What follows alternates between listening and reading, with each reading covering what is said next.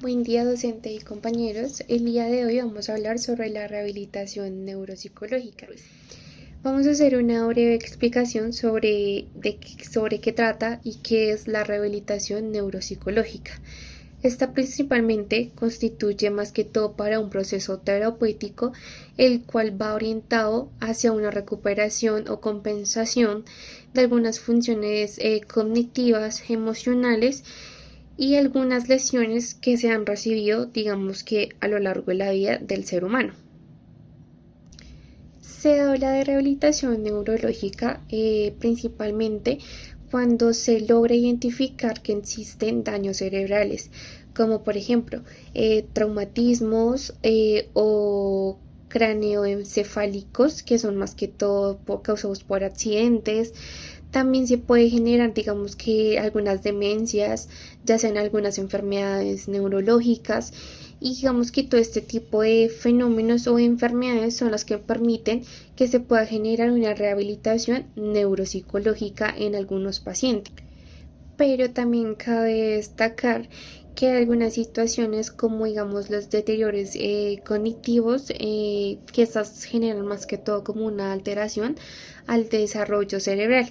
Digamos que este tendría como un tratamiento distinto, ya que acá no se utilizaría la rehabilitación como tal, sino que acá ya sería más como una estimulación cognitiva, la cual está pues va más que todo enfocada a poder mantener lo que son las funciones y poder retardar como el deterioro que se está generando en el cerebro de la persona. Entonces aquí entrarían pues otro tipo de dinámicas o de herramientas para poder establecer o mantener estable lo que es el cerebro de la persona.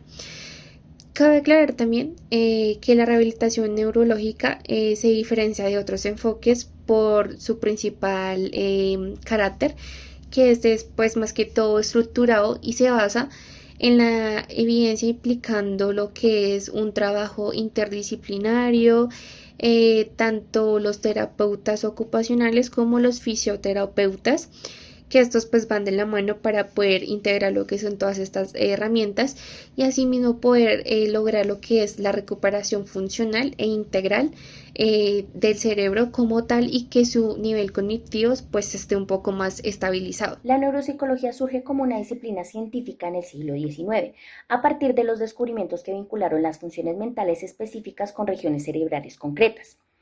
Los trabajos de Paul Broca en 1861 y de Karl Wernicke en 1874 marcaron un punto de inflexión para demostrar que el lenguaje y otras funciones cognitivas podrían localizarse en áreas determinadas del cerebro.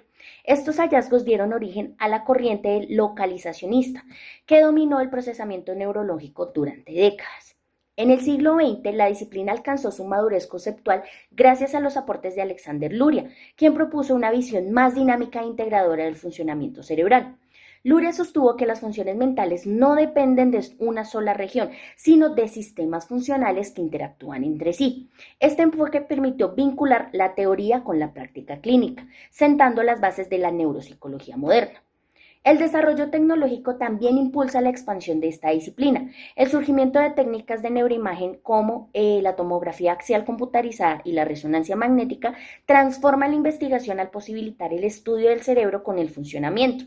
Este avance consolida a la neuropsicología cognitiva centrada en comprender los mecanismos mentales mediante modelos teóricos y evidencias empíricas. La rehabilitación neuropsicológica tiene sus raíces en la práctica clínica posterior a las grandes guerras del siglo XX, cuando miles de soldados sufrieron lesiones cerebrales y necesitaban recuperar sus capacidades funcionales. Esta necesidad marcó un inicio de programas estructurados de rehabilitación en donde sus primeras etapas se basaban en ejercicios repetitivos orientados a las compensaciones de las funciones perdidas. Con el tiempo, el enfoque rehabilitador se transformó hacia una perspectiva funcional y holística, centrada no solo en restaurar habilidades cognitivas, sino en favorecer la adaptación emocional y social del paciente. Este cambio conceptual sustentó la noción de la plasticidad cerebral, definida como la capacidad del cerebro para reorganizar sus conexiones neuronales después de una lesión. En la actualidad, los programas de rehabilitación neuropsicológica incorporan estrategias multidisciplinarias, combinando intervenciones cognitivas, psicoterapéuticas, ocupacionales y sociales. El objetivo principal no es simplemente restaurar sus funciones, sino maximizar la independencia y la calidad de vida del paciente. Asimismo, los avances tecnológicos como la realidad virtual, la estimulación cerebral no invasiva y los entrenamientos cognitivos computarizados han habilitado significativamente las posibilidades de intervención. Buen día, mi nombre es Viviana Monroy y hoy voy a hablar de la definición de la rehabilitación neuropsicológica. Bueno, se puede decir que esta rehabilitación es una de las ramas de la neuropsicología, la cual se especializa y se enfoca en la intervención de los procesos cognitivos alterados por daño cerebral. Su objetivo principal es mejorar el procesamiento de la información, la autonomía del paciente y la adaptación funcional. Esto por medio de las funciones como la atención, la memoria, la percepción, las funciones ejecutivas, el lenguaje y la conducta emocional. Esta rehabilitación en sí lo que busca es hacer un proceso terapéutico para restaurar, compensar o sustituir los daños de las funciones cognitivas afectadas por el daño cerebral. Y a lo largo de este video vamos a conocer el paso a paso de una rehabilitación neuropsicológica y en qué casos aplica o no aplica una rehabilitación para asimismo poder mejorar la calidad de vida de un paciente. Buenos días. En cuanto a la parte de los pasos para realizar una rehabilitación neuropsicológica, número 1, iniciamos con la evaluación. Este es el primer paso, ya que aquí analizamos las funciones cognitivas, emocionales y conductuales del paciente para identificar cuáles áreas están afectadas y cuáles se mantienen conservadas. Esta evaluación sirve como punto de partida porque permite conocer el nivel del funcionamiento actual y planificar el tratamiento de forma personalizada. Número 2, la formulación de objetivos terapéuticos. Después de evaluar, se establecen los objetivos. Estos deben de ser claros, realistas y adaptados a cada persona. Por ejemplo, pueden buscar recuperar funciones cognitivas, mejorar la atención o la memoria o ayudar al paciente a ser más autónomo. Lo importante es que los objetivos guíen todo el proceso y se enfoquen en mejorar la calidad de vida del paciente. Después de esto pasamos a hacer el diseño del programa de intervención. Con los objetivos ya definidos, pues lo diseñamos. Este programa debe ser individualizado, jerarquizado y progresivo. Es decir, que empiece con tareas simples y vaya poco a poco avanzando para que él sea o haga actividades más complejas. También se procura que las actividades pues sean significativas y útiles para la vida diaria del paciente. Luego de esto pasamos al paso número 4, que es la aplicación de las estrategias terapéuticas. En esta etapa se ponen en práctica todas esas estrategias que tenemos. Existen 3 tipos principales, como las restaurativas, que son las que buscan recuperar las funciones que están dañadas, las compensatorias, que son las que enseñan nuevas formas de afrontar las dificultades usando habilidades que el paciente aún conserva, y las holísticas, que incluyen aspectos emocionales, sociales y cognitivos para lograr una rehabilitación más integral. Luego viene el quinto paso, que es la participación del entorno interdisciplinario, ya que la rehabilitación no solamente la hace una sola persona. Aquí participa un equipo interdisciplinario formado por neuropsicólogos, terapeutas, médicos y también la familia, que es la parte más clave. Todos colaboran para apoyar el proceso y facilitar que la persona pueda reintegrarse a su vida social, familiar y laboral. Y el número 6, que ya es la evaluación y el seguimiento continuo. Por último, se realiza ese seguimiento constante del progreso del paciente. Esto nos permite saber si las estrategias están funcionando y hacer los ajustes necesarios en el plan de intervención. El seguimiento es clave para garantizar que los avances se mantengan y el tratamiento siga siendo efectivo. Muchas gracias. Muy buenas tardes, mi nombre es Bud Roger Sánchez Ordóñez. estudiante de la Facultad de Ciencias Humanas y Sociales en la Universidad Iberoamericana. A la pregunta en qué caso se habla de rehabilitación neuropsicológica, debemos entender que es un proceso clínico que tiene como finalidad brindarnos más información sobre los diferentes procesos cognitivos, como lo pueden ser el lenguaje, la memoria, la atención, entre otros. Según Trápaga Ortega, la rehabilitación neuropsicológica parte del estudio de las funciones mentales superiores, entendidas como sistemas dinámicos que pueden reorganizarse mediante la práctica y la estimulación dirigida. Se aplica en 3 casos. El primero es cuando las funciones de aprendizaje, el comportamiento, la educación, cuando hay cambios en el entorno social y familiar de diferentes personas, podemos entender que se puede presentar una afectación cognitiva y ahí se aplicaría una rehabilitación. El segundo caso es el deterioro por la edad. El cerebro se deteriora y con las funciones se pueden ver comprometidas. En estos casos es importante realizar trabajos de neurorehabilitación para ayudar al cerebro y la plasticidad se mantenga. Y el tercer caso es por accidentes, el ACV, traumas, daños cerebrales. Estos daños afectan las capacidades cognitivas y la rehabilitación es la mejor medida para la restauración del cerebro o de esas zonas.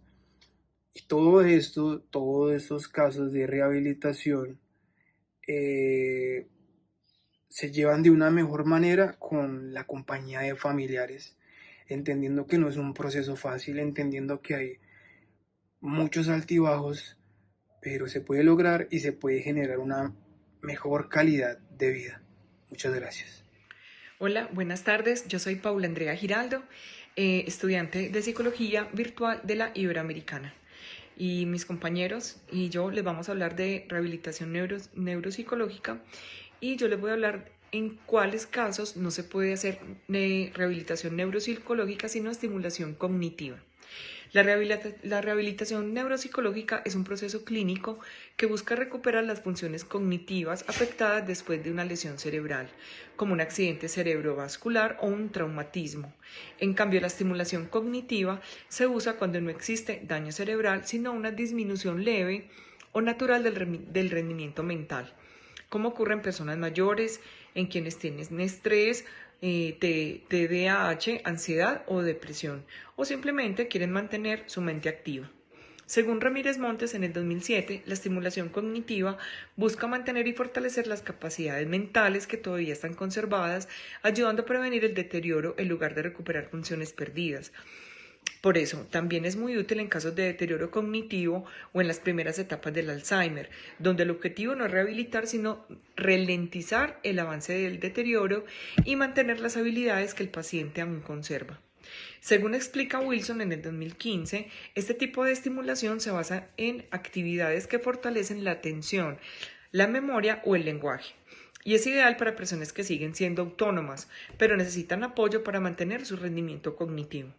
Mientras la rehabilitación neuropsicológica trabaja de manera focalizada sobre funciones alteradas tras una lesión, la estimulación cognitiva promueve el fortalecimiento global del cerebro mediante ejercicios, talleres y actividades cotidianas que estimulan el pensamiento, la creatividad y la memoria. Por ejemplo, los adultos mayores sanos pueden beneficiarse de programas de estimulación que incluyan lectura, juegos mentales, ejercicios de atención o actividades sociales, lo cual ayuda a prevenir el deterioro cognitivo y a mantener la plasticidad cerebral.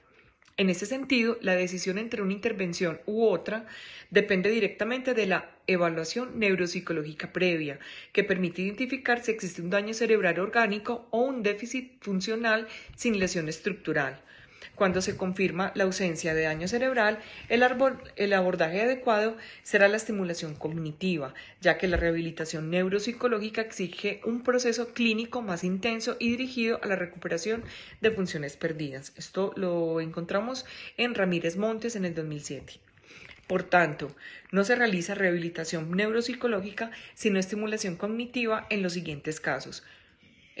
Uno de ellos es cuando no existe lesión cerebral demostrada, sino alteraciones leves o funcionales del rendimiento mental. En etapas tempranas de deterioro cognitivo leve o enfermedades neurodegenerativas, donde el objetivo es preservar y no restaurar. Otra es en adultos mayores sanos para prevenir el deterioro y mantener la reserva cognitiva. En personas con TDAH, ansiedad o depresión, donde las dificultades cognitivas son consecuencias de factores emocionales o atencionales. En niños o adolescentes con bajo rendimiento académico, sin evidencia de daño neurológico, con el propósito de fortalecer sus habilidades cognitivas básicas. Bueno, espero que les haya gustado esta información. Espero que tengan una feliz tarde. Y bueno, con base a todo lo que mis compañeros mencionaron anteriormente, se puede concluir que la rehabilitación neuropsicológica representa lo que es una herramienta fundamental dentro del campo de la neuropsicología clínica, ya que ésta logra permitir que se pueda intervenir de manera más específica en las alteraciones cognitivas, como se pudo mencionar anteriormente. Esta intervención cognitiva se genera mediante una evaluación. Esta evaluación pues consiste más que en todo en poder determinar cuál fue la causa o cuál es el daño cognitivo que está afectando al paciente o a la persona como tal. Allí poder determinar qué herramientas o qué dinámica se puede utilizar para poder recuperar aquellos pedazos cognitivos que digamos que aún están en funcionamiento y que sirven, y cuáles son los que toca entrar a intervenir y poderlos restaurar.